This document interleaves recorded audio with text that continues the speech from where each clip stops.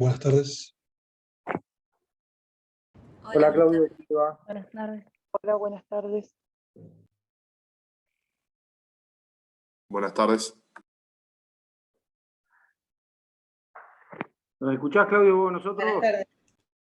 Sí, te estoy escuchando. ¿Vos me escuchás? Me voy a poner auriculares, así Bueno, por ahí mejoramos.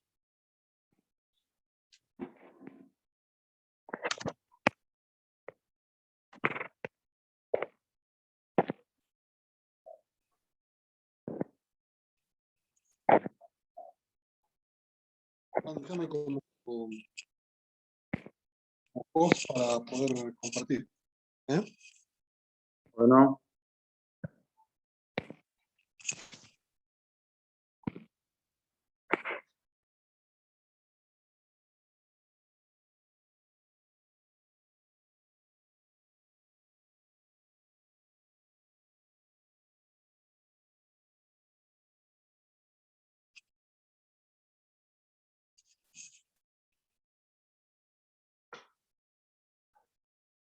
Bueno, Profesor, buenas tardes. Disculpe, buenas Gisela Fabio soy. Yo le mandé un mail hace unos días porque necesito cursar sin la cámara. Es esta Sí. semana y la próxima. Bien. Quería saber si puedo estar sin la cámara. Estoy atenta a la clase y todo, pero bueno, no puedo prenderla por el tema de los datos y eso. No Está tengo bien. muy buena conexión donde estoy. Bien. Sí. Como hospedadora, ¿puede ser? Muchas gracias. ¿Estás como vos? Gisela Fabio. No, para nada. Que yo sepa, ¿no? ¿Vos estás en el centro de estudiantes o algo? Ah, sí, me pusieron como anfitrión, pero no sabía. Es Bueno, más, estoy desde un fíjate si me celular. podés pasar. Si me podés pasar. Ay, no sé cómo se hace desde el celular, porque es la primera vez que curso desde acá. Ah, bueno. Bueno, A ver, espérenme que voy a intentar. Ahí está, bárbaro, genial. ahí lo Gracias. pasé. De nada. Perfecto. Bueno, ¿todos me escuchan bien? ¿Sí? Perfecto. Sí, Bueno, hoy vamos a hablar, o vamos a continuar con el tema que ustedes ya empezaron a desarrollar, supongo que ayer.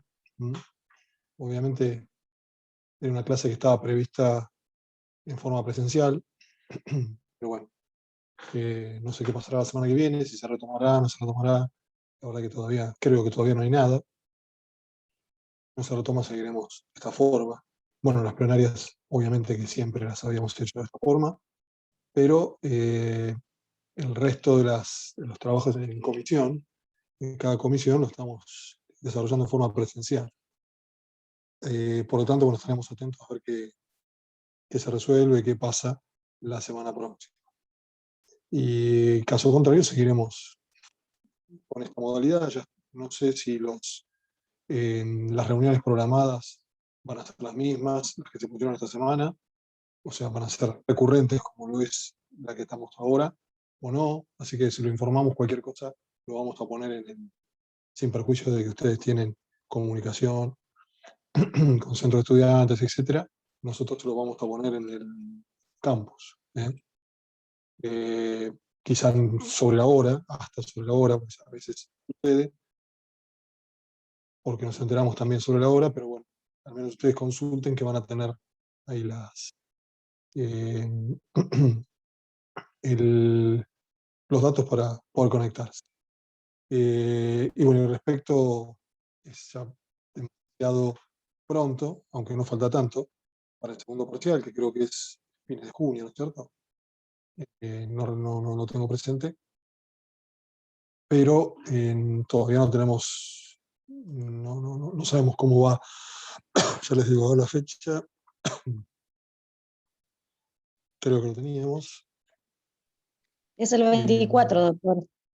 El 24 de junio, exactamente, por eso no falta tanto. Pero bueno, también veremos cuál es el sistema En lo posible lo vamos a tomar presencial. Si no, obviamente tomaremos otra forma que se las vamos a comunicar. Vamos a estar actualizando todo semanalmente. Bueno, cuando tengamos alguna novedad lo vamos a dar. Bueno, de todas formas, cualquier consulta que ustedes quieran hacerme, más que nada con respecto al parcial, recuperatorio, en fin, más que nada sobre los temas que se vieron, si tuvieron alguna duda. Obviamente que los que fueron en consulta lo hicieron por revisión, y quizás los que no les fue mal, los que les fue bien, obviamente que no prescindieron de concurrir. Pero bueno, si ustedes tienen alguna pregunta, algo que les haya quedado por aclarar, sobre cualquiera de los temas, sobre obviamente la modalidad, lo que fuera, bueno, tienen la posibilidad en este espacio de hacerlo, y si no, seguimos adelante. Lo dejo. Hola, profe. Yo Bien. quería decir algo. Decile. Yo estoy cursando en la comisión virtual y por lo menos en nuestra comisión tuvimos el problema de que los trabajos prácticos se corrigieron, por lo menos en su mayoría, la noche antes de que tengamos que rendir. Y nada, o sea, quería como pedir que si se puede cumplir dentro de todo con las fechas, primero porque en teoría tendría que servirnos para estudiar la corrección que nos hagan, y por otro lado porque a nosotros se nos pide cumplir con la fecha y nada, por lo menos yo cumplí con todas las fechas y no está bueno saber la noche antes si el trabajo estaba bien o no, y bueno, nada, eso. Hubo algunos profesores que estuvieron con inconvenientes de salud, y eso llevó también al retraso en algunos casos, y por otro lado también es difícil a veces cumplir con con las fechas, porque son muchos los trabajos, y bueno, obviamente a veces se hace bastante difícil, no somos demasiados los integrantes de la cátedra, y por lo tanto tenemos una sobrecarga de trabajo que a veces nos complica para que ustedes tengan los trabajos en el momento, o en el momento por lo menos con una anticipación prudencial, podríamos decir. Pero yo en este sentido, lo que les manifiesto, siempre hay que tratar de que en las clases ya tener la corrección hecha. Es decir, nosotros lo que hacemos es plantear un caso, trabajar sobre el caso, como que ustedes lo tengan ya de alguna manera analizado de antemano, porque eso va a enriquecer mucho más la clase, lo que puedan aprovechar de la clase. Porque conocen el caso, y ya pueden surgir hasta antes de la clase algunas dudas. Y ustedes tienen que aprovechar ese momento para ver cuáles son los errores, o sea, es decir, ese tipo de trabajo no tendría que tener prácticamente errores, porque ustedes tienen que hacerlo conjuntamente con el profesor. ¿Me entienden? Es decir, si yo estoy trabajando con una demanda, la demanda la tengo que tener, por lo menos tengo que hacerme la composición de la misma antes de la clase, para después poder preguntarle al profesor cuáles son las condiciones que debe cumplir, si yo estoy equivocado en tal o cual cosa. Es decir, yo tengo que llevarme quizá de antemano la corrección, o por lo menos Claro, o sea, esas nosotros dudas. en la comisión Es decir, para trabajamos que así, lo vamos haciendo. el trabajo sea lo más jugado posible. Normalmente tiene que tener mínimas correcciones, porque ustedes ya tienen que llevarse de esa clase, ya viene la idea acabada de cómo se hizo una demanda, o cómo se contestó, o una serie de cosas, ¿cierto? Por eso es la propuesta es que ustedes aprovechen bien la clase, por eso los casos los planteamos de antemano, y no lo hacemos eh, para que ustedes lo vean en la misma clase, sino que tengan al menos 1 o 2 días antes para poder trabajarlo o pensar un poco y aprovechar mejor la clase. No sé cuántos estarán o lo harán, pero bueno, nosotros la idea es que lo dijimos del primer momento, es esa. ¿Sí? ¿Qué me decías? ¿Qué me decías? Una pregunta, ¿la clase pasada, la plenaria pasada hubo? Porque nadie la No, pasó. no, porque tuvimos que tomar recuperatorio. Ah, listo, gracias. Tomamos recuperatorio No, de la profe, virtual y al final no le se decía tomó que, porque no la abrieron. Sí, perdón, le decía que nosotros, por lo menos en la comisión virtual, hacemos eso, pero hay ciertas cosas que las hablamos y el profe nos dice, bueno, esto lo tienen que hacer solos y ahí es donde por ahí se juega un poco, o en la redacción o en decisiones que tenemos que tomar nosotros, si puede estar bien o mal. Más que nada por eso lo decía, pero sí, nosotros lo hacemos en comisión el trabajo dentro de todo. bien, perfecto. Bárbaro. Bueno, ¿qué otra consulta puedan tener? Duda o lo que sea. Bueno, entonces vamos a empezar. Con más o menos el tema que teníamos previsto. Estamos con los modos anormales de terminación del proceso. Cuando nosotros hablamos de un modo anormal, quiere decir que estamos partiendo de la base de algo distinto, de una forma distinta de culminación, de terminar un proceso, a la normal. La normal es sentencia. ¿Correcto? Estos temas o modos de terminación distintos, podemos pensarlos, podemos dividirlos en dos modalidades distintas. Una que va a ser la minoría, que es una modalidad objetiva, y la otra que va a ser subjetiva, o atender a cuestiones o modalidades subjetivas. La objetiva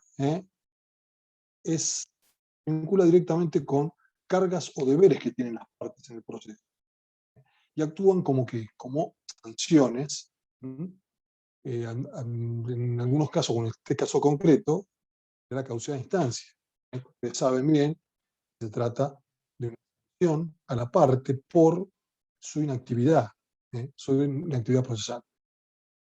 Entonces, sería una modalidad, podemos decir, objetiva, que se da en la medida de comprobar la inactividad de la parte y la falta de impulso de la parte en la instancia que ha asumido el deber o la carga de mantener y sostener. Por lo tanto, esta modalidad podemos considerarla que es objetiva. Y tiene una particularidad que en algunos casos puede producirse el replanteo de esa pretensión. Cuando nosotros se decreta en un juicio, a otra instancia, el actor tiene la posibilidad de iniciar nuevamente el proceso. Obviamente que va a tener o va a estar condicionado que esa acción no haya prescripto. Porque en este caso, porque haya prescripto, obviamente ya no tiene esa posibilidad. Pero bueno, en líneas generales, este tipo de forma, de modo, de determinación o de culminación del proceso, admiten la posibilidad de replanteo de las pretensiones. La pretensión en este caso se había ventilado en la demanda. Por lo tanto, va a estar limitada exclusivamente a la caducidad. Como decía, una forma, una sanción que se impone a la parte que ha caído en la falta de actividad, no ha cumplido con la carga de impulso que tiene por el proceso que ha promovido. Bien, por otro lado decimos que teníamos modalidades subjetivas. Estas son declaraciones de voluntad que las partes van a realizar. El proceso va a culminar de esta forma, porque son esa expresión de voluntad que la parte va a expresar al juez y el juez la va a homologar, la va a aprobar, le va a dar judicial homologación. Estas, por el contrario de lo que sucede con la causa de instancia, impiden la renovación de la cuestión, porque finaliza directamente la cuestión. No hay posibilidad de replanteo. Y estos son el resto de los modos, como son el desistimiento, depende de la voluntad de la parte, el allanamiento igual, la transacción y la conciliación. ¿Correcto? Bien. De todo lo que nosotros hemos dicho, hoy nos vamos a ocupar, nos vamos a tratar de delinear y dar algunas características esenciales, por un lado, y después vamos a tratar de, en concreto, de analizar y ver cómo redactamos justamente una transacción. ¿Correcto? Entonces, la idea es que primero vemos algunas características generales y después veamos concretamente cómo redactamos, cuál es la forma que tiene que tener una transacción. Bien, la definimos. ¿Qué es una transacción? Es un contrato, es un modo de extinción de las obligaciones, pero bueno, es un contrato bilateral por el cual las partes, haciéndose concesiones recíprocas, la cuestión, se hacen concesiones recíprocas y extinguen, en ese caso, obligaciones litigiosas o dudosas. Entonces, acá podemos rescatar o destacar fundamentalmente concesiones recíprocas que deben existir entre las partes para extinguir obligaciones litigiosas o dudosas. Correcto. Por lo tanto, de lo mismo nos va a llevar a pensar en que la única forma en que se materialice o se formalice la transacción judicial es cuando lo que se está extinguiendo, el objeto de las obligaciones a extinguirse, son obligaciones litigiosas y no dudosas, porque dudosa sería una transacción realizada fuera del ámbito judicial, porque son obligaciones que todavía no han entrado al plano judicial y que por lo tanto no son obligaciones litigiosas. No hay entre las partes un litigio pendiente y la forma de extinguirlo sea la transacción judicial. ¿Está claro eso? La transacción está prevista en el artículo 308 del Código Procesal, a su vez en el 1641 del Código Civil y Comercial. En los hechos que se hace para dictar una transacción, se le solicita al juez, se le pide al juez que le homologue, el convenio. Quiere decir, ¿qué significa el juez lo homologue? Darle certeza y ejecutoriedad a ese instrumento que nosotros estamos llevando a homologación, el cual estamos solicitando la homologación. Bien.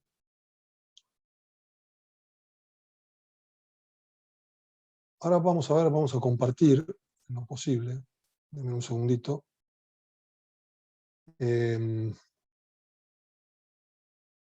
una presentación. ¿Está? ¿Sí? Sí, se ve. Perfecto. Bien. Decíamos que el artículo del Código Civil, el artículo 1641, define la transacción, que es un contrato por el cual las partes, para evitar un litigio o ponerle fin, haciéndose concesiones recíprocas, extinguen obligaciones dudosas o litigiosas.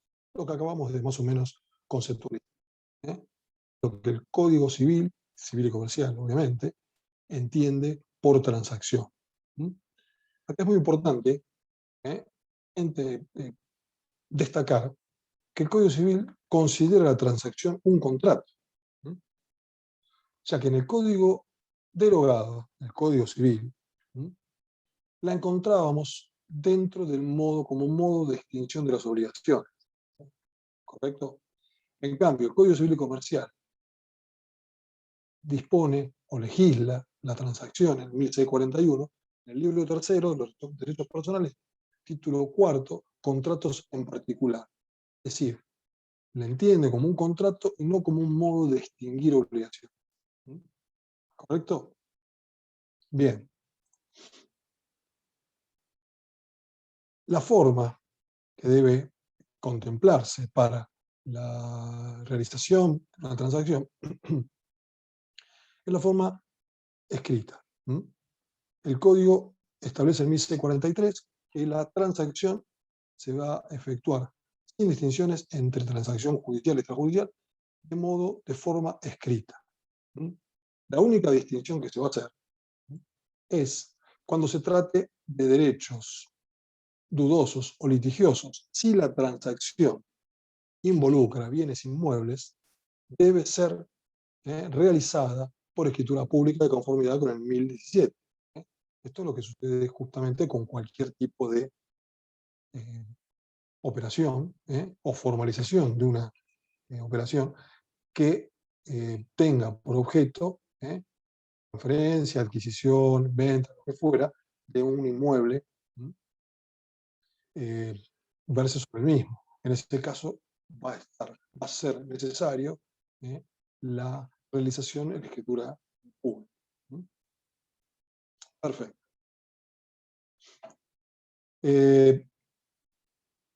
Antes de ver esto, tendríamos que pensar en quiénes son quienes se encuentran posibilitados de realizar una transacción dentro de un proceso judicial. Nosotros estamos justamente analizando la transacción que se realiza dentro del medio judicial. ¿Y cuándo sería el momento de realizar? ¿Ustedes qué consideran? ¿Cuándo podemos realizar la transacción?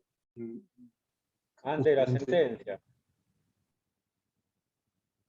antes de la sentencia. Bien.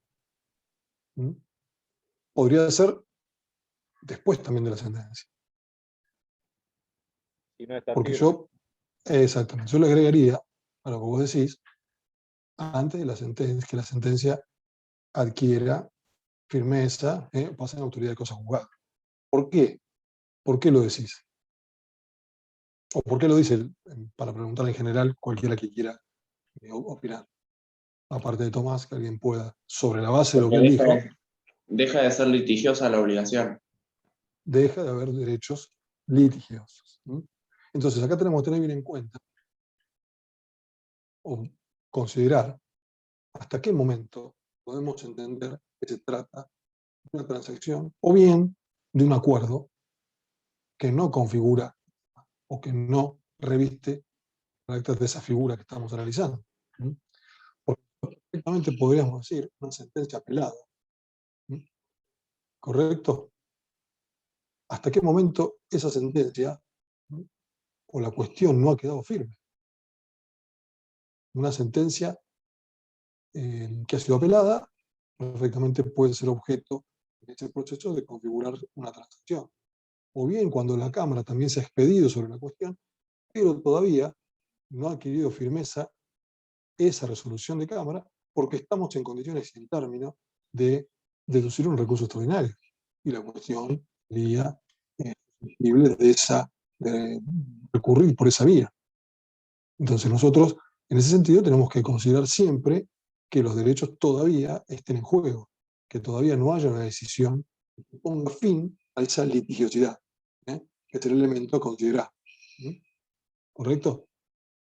Si nosotros pensamos en un acuerdo que no es transaccional, ¿por qué? Porque la sentencia ya ha sido, ya directamente se encuentra consentida, ejecutoriado, firme, podríamos decir que se trata de otra naturaleza de acuerdo. Por ejemplo, un acuerdo de pago, puede ser un acuerdo que contemple una quita de las partes. Supongamos que la sentencia quedó firme, en la cual se condenó al actor, perdón, se condenó al demandado al pago de una suma de dinero. El actor formó un acuerdo con el demandado donde dice que la deuda, que era de 1 millón de pesos, va a quedar limitada a la suma de 800.000 pesos, y que va a ser cancelada en 8 pagos mensuales consecutivos de 100.000 pesos. Cuando la sentencia condenaba a las sumas de 1 millón de pesos, los intereses, etc. Perfecto. La sentencia está firme. ¿Es un acuerdo transaccional? No, es un acuerdo en el cual la parte acreedora, en este caso, el actor, ha concedido una quita al deudor. Una quita y le ha dado un beneficio con los intereses, etcétera, etcétera. O sea, ha llegado, pero no hay concesiones recíprocas. Y tampoco puede haber transacción, falta de ese elemento, y por falta también de la litigiosidad, porque la cuestión ya ha sido cerrada por la sentencia que ha pasado de la autoridad de cosa juzgada. Por lo tanto, ya carecemos de esos dos elementos, o esas dos connotaciones que son fundamentales para considerar la transacción. Entonces, bien podemos decir que una vez iniciado el proceso, con la interposición de la demanda, en cualquier momento, hasta que la sentencia quede firme, podemos realizar un acuerdo transaccional. nosotros ya hemos hablado de la oralidad del proceso, y hemos visto el sistema de justicia 2020. Y bueno, obviamente que debemos destacar que las posibilidades que tiene el juez, que le da justamente este protocolo que está utilizando, ustedes recuerden que teníamos por lo menos 2 audiencias, que son obligatorias para el juez, tomarlas, recibirlas personalmente, en las cuales el juez, ¿qué tenía que hacer? Tanto en la audiencia preliminar como en la audiencia de vista de causa. Intentar conciliar las partes. Perfecto. Es una conciliación la que va a arribar, la que va a llegar, porque el acto se va a realizar ante el juez, probablemente, ¿no? Pero esa conciliación puede ser instrumentada mediante una transacción. Porque por las partes hacen renuncias recíprocas. El que reclamaba 10 se conforma con 5. El que decía no deber 10, o sea, deber nada, admite y reconoce pagar 5. Entonces, fíjense que hay concesiones de ambas partes. Por lo tanto, son ocasiones en las que el juez, siempre escucho que puede hacerlo en cualquier momento del proceso, dado sus facultades instructorias 34, 36, pero dentro de las audiencias previstas por el protocolo, que el juez le impone al juez la obligación de intentar un acuerdo entre las partes, perfectamente podríamos considerar que existe una transacción. Sin perjuicio de eso, por supuesto que las partes podrían hacerlo en cualquier momento o etapa del proceso, en forma fuera de lo que es el ámbito del juzgado y fuera de la presencia del juez, por lo cual no tendría el carácter de una conciliación, sino una transacción, sería presentada y se le solicitaría al juez su homologación. ¿Correcto? Entonces, desde la demanda, justamente, pegaríamos la posibilidad de conciliar hasta el dictado o hasta que la sentencia adquiera firmeza. También pensamos en lo que sucede antes de la promoción del juicio. ¿Cuál es el paso previo a la promoción del juicio al cual debemos atravesar? La mediación. Tenemos una etapa de mediación, que es obligatoria. Perfecto. Por lo tanto, en ese momento también podemos arribar a una transacción. ¿Correcto? Es una mediación. La transacción, que es de alguna manera celebrada en esta etapa. De alguna manera pone fin a derechos dudosos o litigiosos, o sobre los cuales son litigiosos, son dudosos. Es una cuestión de interpretación, porque de alguna manera, si nosotros llegamos o arribamos a esta transacción, vamos a pedir la homologación judicial de la misma. Si bien podemos pensar que la acción está iniciada con el hecho de haber promovido o solicitado la mediación, prejudicial, es prejudicial. Bueno, en ese caso consideramos que son derechos dudosos y no son derechos litigiosos. ¿Se entiende? Perfecto. De todas formas, es natural solicitar la homologación, como decíamos, para que de alguna manera esta decisión del juez, esta sentencia que pueda dictar, sea ejecutable. Porque ¿qué sucede ante el incumplimiento de las condiciones que hemos acordado en la transacción? En el caso de no tener una sentencia que la respalde, nos vamos a ver imposibilitados a exigir su cumplimiento. Por lo tanto, esa es la necesidad de plantear la homologación judicial. ¿Está claro? ¿Alguna duda? ¿Algo para agregar? Bien. Y ahora sí vamos a los caracteres y efectos de la mediación. La transacción, esta es una disposición del Código Civil. La traemos a colación porque en realidad siembra alguna, podríamos decir, una duda sobre los efectos que tiene o sobre la necesidad de la homologación judicial de la misma. La transacción produce los efectos de la cosa juzgada sin necesidad de homologación judicial. Es de interpretación restrictiva. La verdad que esto no aclara, todo lo contrario. Nosotros, esta disposición no podemos considerar, no podemos entender que una transacción tenga el efecto de cosa juzgada y pueda ser ejecutable como lo es una homologación judicial. Una transacción derivada de una homologación judicial. Es una cuestión de procedimiento, esto es una cuestión legislada por la ley nacional, y por lo tanto tenemos que considerar que, sin perjuicio de lo que dispone este artículo, es imprescindible solicitar la homologación judicial para que la posibilidad de incumplido el acuerdo, pueda solicitarse el ejecución. ¿Está? Bien. De acuerdo al artículo 308 del Código Procesal Civil y Comercial, las partes podrán hacer valer la transacción del derecho en litigio con la presentación del convenio o suscripción del acta ante el juez.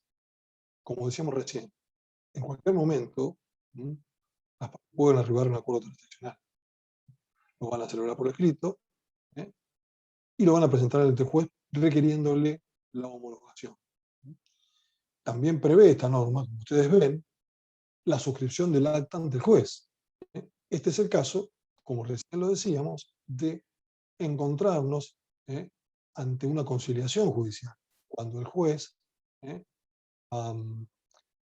solicitó a las partes, ha fijado una audiencia, en cualquier circunstancia, ya sea vista de causa, audiencia preliminar, o una audiencia a pedido de partes fuera de estas dos posibilidades, de estos dos momentos que la ley, o por lo menos el protocolo de justicia 2020 establece en el actual procedimiento, y por lo tanto, ese es el acta, se va a formalizar, va a instrumentar en ese acta judicial.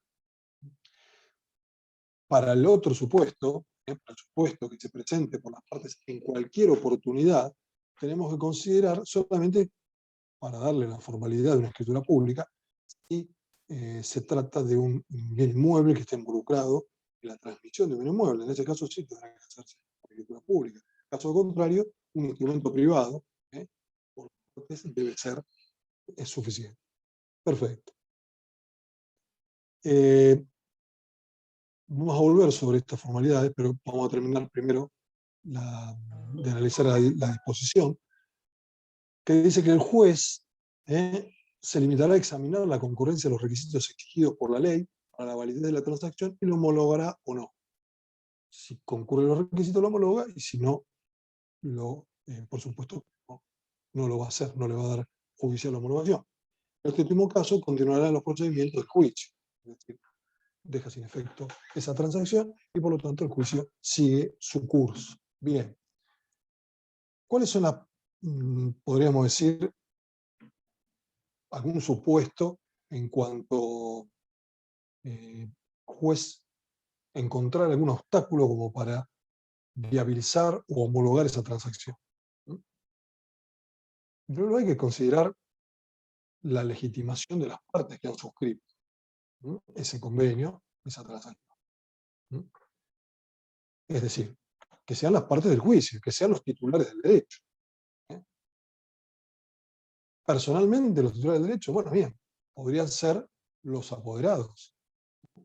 En ese caso, tienen que ser apoderados con facultades suficientes para disponer de los derechos. Estamos hablando de disposición de derechos. El titular de una creencia, ¿correcto? O el requerido, o de alguna manera el perseguido en esa acción de cobro, que es el llamado pasivo, el deudor, está reconociendo una deuda. Y por lo tanto, tiene que estar legitimado, tiene que ser personalmente quien lo haga. Y si es un apoderado, ese apoderado tiene que tener las facultades suficientes. Las facultades de transigir. Eso es las facultades que normalmente los poderes generales, los abogados, las consideramos o están citadas, detalladas dentro de los poderes generales, los poderes para juicio, facultad de transigir. O bien, cuando es un tercero, no es justamente el legitimado propiamente el jurado o el actor, un tercero que pueda presentarse, pero que también debe tener las facultades necesarias para la celebración de ese acto, para la disposición de los derechos. ¿Correcto? Ustedes saben bien que, por ejemplo, un poder de administración no es lo mismo que un poder de disposición, por los alcances y las facultades que tiene el apoderado. ¿Correcto? Por lo tanto, esas son las cuestiones que vamos a examinar.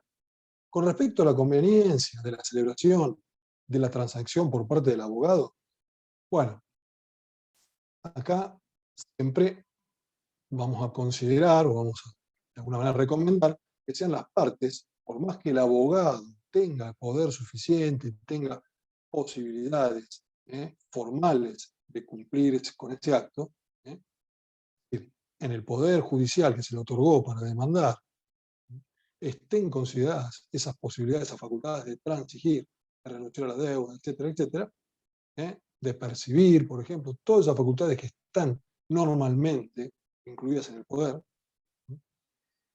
siempre es aconsejable que el que suscriba esa, en el caso que sea posible, ¿no es cierto?, que el que suscriba ese acto sea la propia parte, sin perjuicio de ese poder que nosotros ya hemos acreditado, esa personería en el expediente, hemos demandado, hemos realizado todos los actos procesales necesarios para llegar a donde estamos, pero siempre es una recomendación. En el caso de no ser posible, porque bueno, pensemos en la época que estamos atravesando, pensemos en la imposibilidad, pensemos que nuestro cliente puede estar domiciliado fuera del país o fuera de la ciudad, o en ese momento de alguna manera imposibilitado por cualquier circunstancia de concurrir a esa firma, podríamos de alguna manera resguardarnos con una suscripción de facultades, es decir, de instrucciones específicas acerca de la celebración de ese acto. Cuando el cliente, por ejemplo, nos dice, nos envía una nota fehaciente, podríamos decir, que sea después comprobable. Yo no me arriesgaría en este momento, a pesar de que tenemos muchas posibilidades de hacerlo valer, a que fuera un mail solamente. Todo depende de lo que sea. Por ejemplo, imagínense que yo estoy por el deudor y reconozco en esa transacción adeudar una suma determinada prácticamente. O al revés, estoy por el actor y esa transacción involucra la renuncia de cierto derecho. El poder no lo permite hacer. De alguna manera, después entra a jugar mi responsabilidad. ¿Se entiende? Entonces, de alguna manera, esto puede cubrirse con cierta documentación que respalde, avale este accionar que voy a tener con la suscripción de esa transacción. ¿Se entiende? Entonces, dicho esto, decíamos que el juez va a considerar quiénes son los legitimados, que los que intentan estén en condiciones de celebrar ese acto, de instrumentar esa transacción, por un lado. Por otro lado, también que sean titulares del derecho y que ese derecho sea disponible. Hay cuestiones que no son disponibles, son las menos. Nosotros estamos en un tipo de procesos que obviamente son, la mayor parte de las cuestiones patrimoniales son disponibles. Podría decir el juez, no, en realidad el acreedor, usted en realidad no lo homologo porque usted está reduciendo su reclamo, la deuda, al 10% de lo que reclamó. Y la verdad que eso es injusto. O prácticamente está suscribiendo en este contrato, está afirmando que va a percibir la deuda en 20 cuotas sin intereses. Por lo tanto, la inflación va a terminar con... No. El derecho de la parte tiene amplia disposición. Consideramos que puede renunciar hasta hacer una renuncia total, puede desistir de derecho, el actor puede hacer lo que quiera derecho. Por lo tanto, el juez no lo va a impedir, no tiene por qué impedir. Por lo menos en el ámbito de este tipo de derechos. Distinto es el caso cuando nosotros transportamos este tipo de acuerdos, etcétera, a otro ámbito, por ejemplo, el derecho laboral.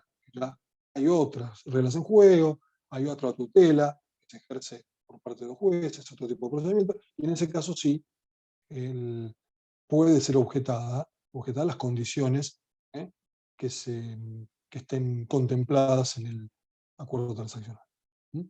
Es decir, el juez o los jueces pueden considerar no homologarlo porque no está reconocido como debe ser el derecho del trabajador, o la indemnización fijada no es la que corresponde, está lejos, muy lejos del reclamo original, en fin. Son cuestiones que podrían llegar a considerarse y ser obstáculo para la homologación judicial que las partes piden al juez. Por lo tanto, consideramos que en este proceso sí tenemos toda la posibilidad o amplia disposición en cuanto a los derechos. Limitaciones que podríamos encontrar en cuestiones de familia. En ese caso hay derechos que no son disponibles. Entonces, la renuncia a esos derechos, o lo que fuera, van a estar de alguna manera, pueden ser objetados por el juez y pueden ser obstáculos para la homologación que solicitamos. Habiendo menores, obviamente que la posibilidad de hacer ese acuerdo va a tener algún inconveniente, va a ser que de alguna manera va a dar lugar a la intervención del asesor de menores, por más que sean los padres los que están interviniendo y detenden la patria potestad, o como fuera, pero siempre la representación del menor, en representación del menor va a actuar el Ministerio Popular, el Ministerio Público. Por lo tanto, estas serían las posibilidades o las imposibilidades que darían lugar a que el juez no homologara el convenio, negara la homologación que le fue solicitada. Bien, sorteadas estas circunstancias, obviamente el juez va a homologar y va a dictar una sentencia homologatoria que le va a dar la posibilidad a la posterior ejecución de ese contrato, de ese convenio. ¿Está? Bueno, bien. Entonces, resumiendo lo que dijimos, el acto jurisdiccional, el acto desarrollado por el juez homologatorio, dota la transacción de una función ejecutoria en relación a los derechos y a las obligaciones que fueron reconocidos en la misma, habilitando a las partes ante una inobservancia del incumplimiento de lo que fue acordado a reclamar su cumplimiento por el trámite abreviado previsto para la ejecución de sentencia.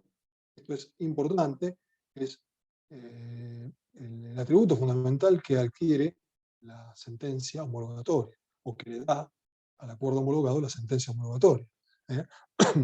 Nosotros en ese caso, realmente que después vamos por el trámite de ejecución, tenemos un derecho reconocido que va a ser motivo de ejecución en una sentencia.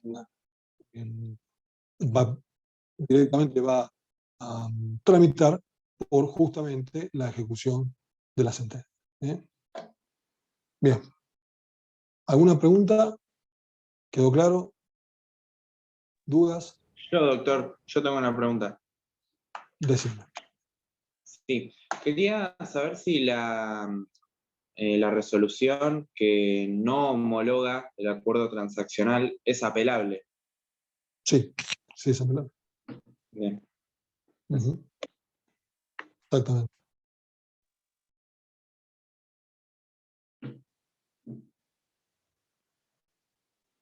¿Alguna otra duda? ¿Algún comentario? ¿Algo para agregar? Sí, yo. ¿Y en qué forma y con qué efecto?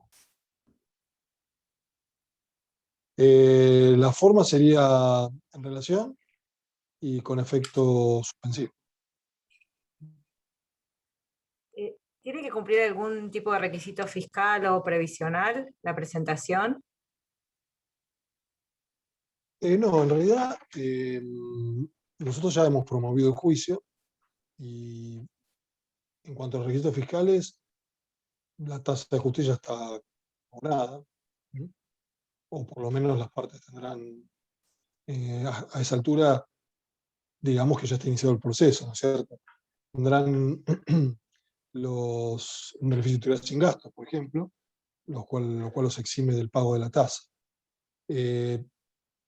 Si nosotros vamos a promover un juicio para homologar un convenio, es decir, el juicio surge, la transacción surge, por ejemplo, de la mediación prejudicial, obviamente que vamos a tener que, sí, abonar la tasa de justicia que corresponde.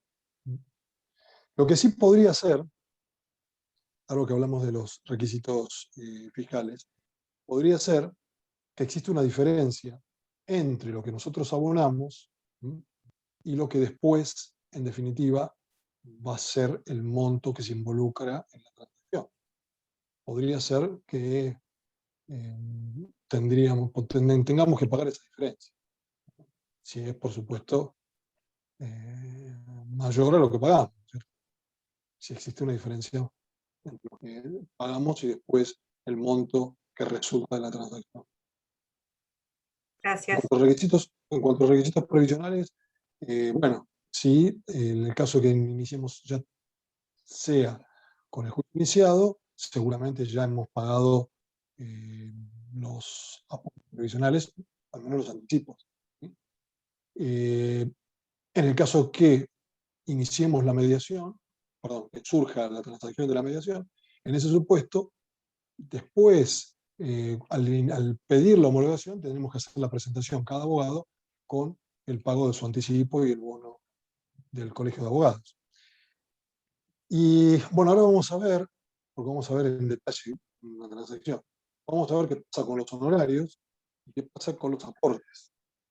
Porque ahí, a partir de la homologación, vamos a, por ahí después, considerar que para ejecutar ese convenio, para levantar medidas cautelares, si las hubiere, nos van a exigir, el juez nos va a exigir, por supuesto, realicen los aportes a la Caja de Previsión Social, los aportes definitivos sobre los honorarios. Recuerden que nosotros, al demandar, al contestar, entramos en un juicio, lo que hacemos es abonar un anticipo. Un anticipo es a cuenta de lo que después tengamos que pagar cuando se regulen los honorarios. Cuando se regulan los honorarios, pagamos el 10% de esa regulación a cargo del abogado y el otro 10% a cargo del cliente o del condenado en costas. Nosotros, de la parte que ese 10% que tenemos que pagar, deducimos, restamos el anticipo que hicimos. Por eso siempre, como les habrán dicho, ese anticipo nos corresponde pagar a nosotros. Bien, por supuesto, se lo pedimos al cliente, bueno, es otra cosa, pero la obligación es del abogado, porque el abogado después es el que lo deduce. Parte. ¿Se entiende? Sí. Bueno. Gracias. Perfecto. ¿Alguna otra cosa? Bueno, entonces vamos a compartir, ahora sí, vamos a ver un acuerdo transaccional para trabajar un poco sobre el mismo, por lo menos trabajar sobre este ejemplo. Bueno, fíjense la forma que tiene el escrito, como cualquier escrito que nosotros presentamos, donde vamos a tener un encabezamiento.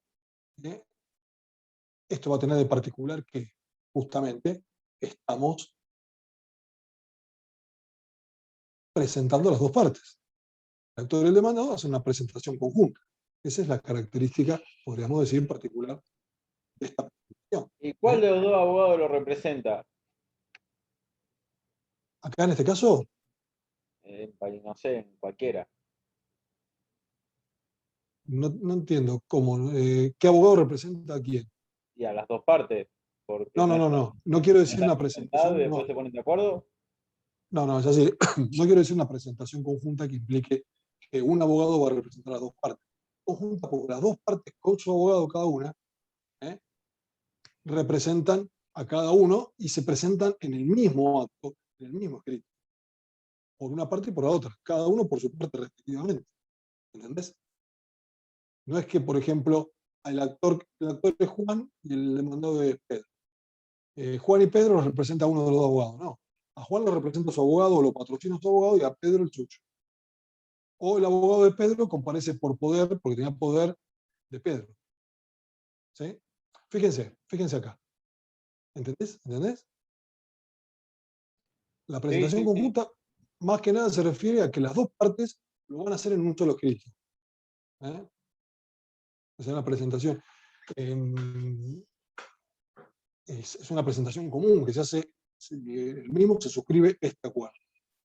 Perfectamente podría ser que se haga en un tribunal. Esto es una de las formas que lo vamos a hacer en un escrito judicial. Pero perfectamente se podría prescindir de esto. Acá está el encabezamiento, como ustedes ven. Pero también podemos prescindir de esto, de utilizar esto, que son las partes del convenio, las cláusulas del contrato, suscribirlo, certificarlo, ¿bien? Y después con un escrito cualquiera de las dos presentarlo y pedir la homologación. ¿Sí? ¿Se entendió? Estas condiciones es, digamos, el punto neurálgico del acuerdo transaccional con forma de contrato. Nosotros lo redactamos, se suscribe, se certifica las firmas, y cualquiera de las partes lo presenta y pide su homologación. Perfectamente puede ser. Y también sin certificar. Lo que sucede es que en ese caso, si lo firmaron solo las partes, tendrán que después reconocer, se podría citar al reconocimiento de las partes porque la firma no es, en ese caso, no tiene firma digital, etc. ¿Se entiende? Bueno, entonces, en este caso hemos tomado como ejemplo el formato de escrito judicial. Redactar el escrito judicial en forma conjunta de las partes, obviamente, suscribirlo. En este caso no sería necesario, certificarlo, porque las partes van a estar patrocinadas. Y en ese supuesto no hay inconveniente de presentarlo de esta manera. La presentación, el encabezamiento. Como ustedes ven, a ver si lo puedo destacar así. Ustedes ven, Jorge Balinio es el actor, está patrocinado por su abogado, Juan Manuel Ríos. Y acá dice, quien actúa por sí, y Luis María Martínez, abogado, en carácter, acá está, perdón, lo voy a destacar, Luis María Martínez, ¿en qué carácter? En carácter de apoderado de San Cristóbal Mutual de Seguro, citada en garantía. ¿Ven? Es decir, no se presentó acá el gerente de la sociedad, en este caso, o si fuera un particular, el particular patrocinado, sino que directamente el abogado con patrocinio, donde aclara que lo hace como apoderado de San Cristóbal. ¿Qué tendrá que ver el juez? De acuerdo a lo que nosotros vimos después, el poder reúna las condiciones necesarias para que esta persona, este abogado, pueda obligar a esta parte y pueda celebrar válidamente este acto. Bien.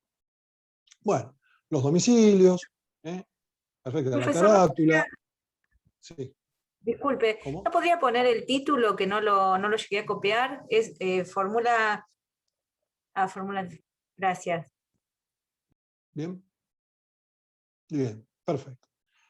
Bueno, después tenemos el objeto. La parte dice que, en carácter de las representaciones acreditadas, en su caso, las partes firmantes del escrito hemos reservado un acuerdo transaccional en las presentes actuaciones, como modo normal de terminación del proceso, según lo prescrito por los artículos tales, que venimos a poner de manifiesto y concluir en los términos y condiciones que resultan del presente instrumento. Bien.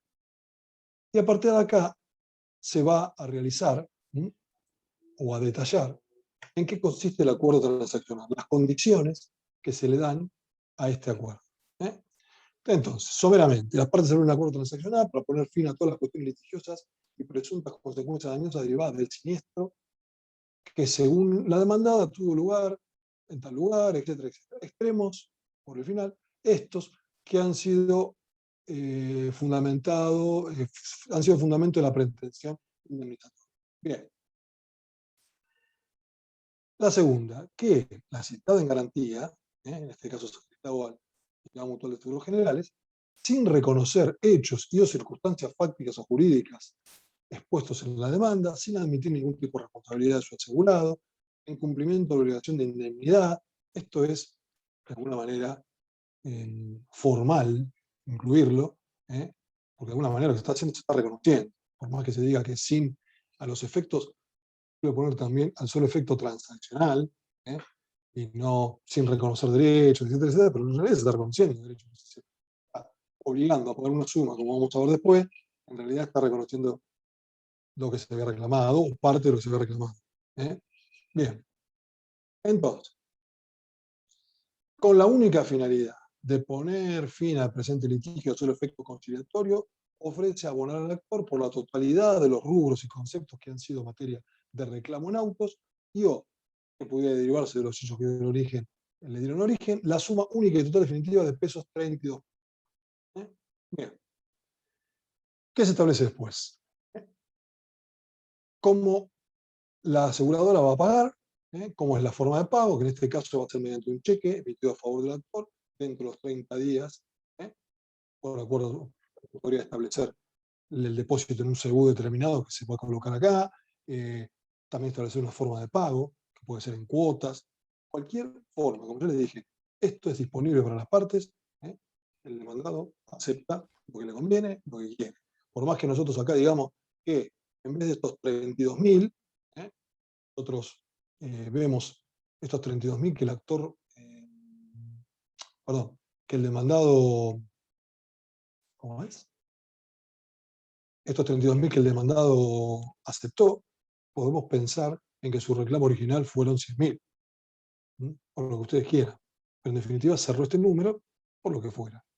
Le convenía, prefiere, por el tiempo que se dilatan las actuaciones, prefiere cobrarlo ahora, estaba en duda de lo que pudiera llegar a ser reconocido, los que se fueron, podrían reconocérsele en el curso del proceso, en fin, lo necesita ahora para cualquier cosa, no arregló el coche, lo quiere arreglar, en fin, lo que sea. Obviamente que también está el tema de la baja tasa de interés que se reconoce judicialmente, una tasa pasiva que por está por debajo de lo que es la inflación, es decir, que el tiempo le va a licuar esta deuda. Hay muchas circunstancias que lo llevan a que ese sea un monto razonable para él y que le sirva para ese momento. Bien. Entonces, como nosotros vemos, lo que tratamos en este acuerdo es de contemplar todas las cuestiones que pueden darse alrededor de este acuerdo. El valor, la forma de pago, el acuerdo en la cuarta. El autor manifiesta en este acto, declara aceptar los términos del presente acuerdo, manifestando que aplicará su importe a la cancelación de la indemnización total definitiva de todos los rubros reclamados, sus intereses, gastos de juicio, cualquier otro concepto, etcétera, etcétera. Y al final que pone que renuncie y desiste de toda acción contra nombrado cualquier otra persona que pudiera encontrarse involucrada. ¿Qué pasa? ¿Por qué? No solamente contra el asegurado, sino con el asegurado, que no participa de este convenio. Pero lo libera. El actor lo está liberando. Bien. Otra cuestión importante. Como único accesorio de su obligación, va a ser la quinta, la aseguradora abonará las costas procesales, cuyo fin se convienen los honorarios del doctor Juan José Manuel Rossi, lo que éste acepta de conformidad, en la suma de pesos 8.960, con más su adición legal del 10%. Faltaría poner acá el equivalente en use, que ya lo vamos a ver cuando nos toque el tema honorarios. Perfecto. Bien. Es importante que ya los honorarios estén establecidos en el acuerdo. ¿Correcto? Perfectamente podría no darse, no acordarse, y de alguna manera dejarlo librado después a la regulación judicial. Que el juez homologue y solicitarle que el mismo acto regule los honorarios. ¿Cómo lo va a regular? Y mínimamente, obviamente de acuerdo al monto. De acuerdo al monto involucrado en el juicio. Entonces las partes pedirían, en vez de, como en este caso, pedir o establecer un monto determinado, podrían decir al juez que regule los honorarios. Simplemente de acuerdo a que el juez considere, de acuerdo a las etapas, va a haber toda una serie de cuestiones a considerar para la escala que va a aplicar. Nosotros en este caso, como ustedes ven, estamos hablando de un honorario que está prácticamente en un 20%, lo que veo. ¿Cuál sería el límite del acuerdo que nosotros podemos hacer sobre el honorario? El límite es el mínimo. El mínimo de la escala es el 10%. Por debajo del mínimo no sería factible que acordáramos los honorarios. Bien, entonces, es importante, por lo tanto, también que los honorarios estén establecidos, o al menos, por lo menos, que estén quién se va a hacer cargo, porque después el juez, si no, va a condenar en costa demandada. Bueno, se fija un domicilio de pago. Perdón, doctor. El tema honorarios lo vamos a desarrollar bastante mejor cuando ya nos dediquemos a ese tema. De todas formas, ustedes también ven acá el tema del aporte legal, que recién lo anticipamos, que es el 10%, el condenado en costas, en este caso, el obligado al pago de los honorarios se tiene que hacer cargo, adicionarlo. Sí, decime tu pregunta. No, porque se acaba de comunicar por el WhatsApp una de nuestras compañeras, Cleopatra Torres, que se le apagó la compu y no puede volverse a conectar, más que nada para que la consideren el presente. Bueno, es de la bien. comisión 1. Hola, perdón, Ana, soy yo. Me conecté desde el celular porque se me rompió la computadora. Pero ya me pude conectar. Disculpen. Bueno, no hay ningún problema. Perfecto. Igual nos queda un ratito, un poquito. Hablamos 5 minutos más y quedamos liberados. Entonces, se establece el domicilio de pago de las obligaciones asumidas en el acuerdo, las oficinas de... Esto en el caso de que la actora perciba o retire el cheque que le ofreció o que se estableció como forma de pago. Eso ya hoy quizás no se aplique, directamente se incluye un CBU y se obliga a la actora a hacerle la transferencia CBU, la demandada a la actora, o en este caso la ciudad de garantía. Bien. Otra cláusula, para el supuesto caso de incumplimiento, se producirá la mora automática conforme lo prescrito por el 886, quedando habilitado a la actora para ejecutar el presente. Perfecto. La ejecución va a estar dada por la vía ejecutiva, obviamente, que le da el acuerdo, la homologación del acuerdo. Esta cláusula es importante cuando se establece el pago en cuotas. Es decir, se da la posibilidad, se dan por la caducidad de los plazos, con el incumplimiento de la primera cuota, ya es exigible la totalidad del monto establecido. No tenemos que esperar el vencimiento de la última cuota. ¿Correcto? Acordado lo prescrito en el código y lo que se acuerda normalmente es una cláusula de estilo que las partes impongan. En el caso del incumplimiento de cualquiera de las cuotas, se produce la caducidad de los plazos. No tengo que esperar, por ejemplo, si tiene que pagar los 10 de cada mes, no tengo que esperar hasta la última cuota que venza para ejecutar el contrato. En este convenio o en cualquier contrato, ustedes lo van a leer, que es habitual.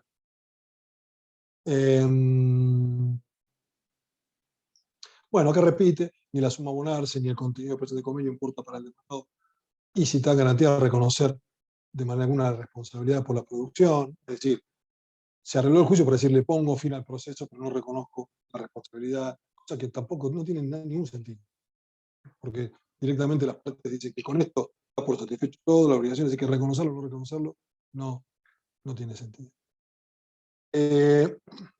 Y acá, esta es importante también, cosas que hay que prever y dejar volcadas en el convenio, es que la citada en garantía, en este caso, la demandada citada en garantía, lo que fuera, asume el pago de los honorarios al mediador interviniente una vez regulados los mismos y hallarse firmes. En este caso sí el juez los tiene que regular y es la parte demandada, la parte citada en garantía, quien asume el pago. Otra cuestión a tener en cuenta acá son los honorarios, por ejemplo, de los que no intervienen. ¿Quiénes no intervienen acá? Que pueden haber desarrollado una actividad en este juicio, pero no intervienen. ¿Alguien tiene ganas de decir algo? Los peritos. Algún perito, claro. Exactamente. Los peritos normalmente no van a intervenir, no van a participar, pero la compañía lógicamente se va a afrontar. Pegaríamos esa cláusula. Son cosas que nosotros como abogados del actor en este caso no podemos dejar de considerar, porque después queda librado, obviamente. Los peritos le cobran a cualquiera. De 100 perjuicios de la repetición que puede haber entre las partes, correspondía al condenado en costo, ¿no? Bueno, pero de todas formas, consideren que mañana tenemos un problema por no dejar previsto el pago de los peritos. Y por supuesto que acá no podemos acordar un monto, porque es el juez el que lo va a regular. ¿Correcto? ¿Se entiende? Salvo que en este convenio participen, podrían participar y decir que, bueno, que solicitan el mínimo, que se les regule el mínimo de la escala, o presentar un escrito después. Bien. Bueno, más o menos esta es la forma que va a tener. Lo vamos a cerrar con el petitorio, donde pedimos que se tenga por presentado y que se proceda a su juicio de homologación, y después el archivo, cuando una vez esté cumplido, el archivo del juicio. Obviamente que si hubieran medidas cautelares trabadas, una vez pago los honorarios y realizados los aportes, hablamos del 10%, volvemos, el 10% que paga la aseguradora, que es quien se obligó al pago de los honorarios del actor. Por supuesto que pagará los honorarios de todos, de su abogado, quizás no el de la citada. Hay que ver, en este caso no está la citada en garantía, perdón, el demandado, el demandado que sería XX acá, ¿no? Pero puede ser que XX haya tenido su abogado o haya sido defendido por el propio abogado de la compañía, que asuma su defensa. ¿Está bien? Entonces, en ese caso, el abogado de la demandada es, perdón, el abogado del demandado estaría a cargo también de la compañía de seguro. ¿Sí? ¿Alguna duda? No, muy claro. Profe, Bueno, ¿podría sí. subir este archivo al campus? ¿Cuál decís? ¿Este? ¿Homologación? Sí, como para tener una idea del modelo, más que nada para no perderse con alguna cláusula, que estoy viendo ahí que hay cláusulas punitorias, que hay algunas cosas de honorarios y demás, como para no perderse con eso. No olvidarse. Sí. A ver si se los puedo subir por acá directamente, pero vamos a dejar también. Creo que por el chat se puede, ¿no?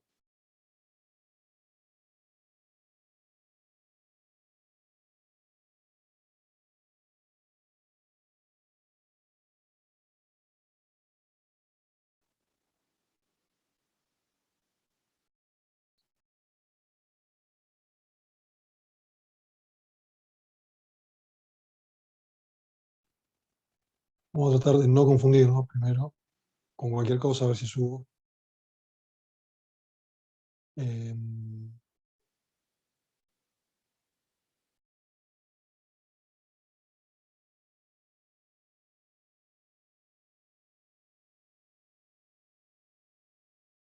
Este se llama modelo de acuerdo transaccional.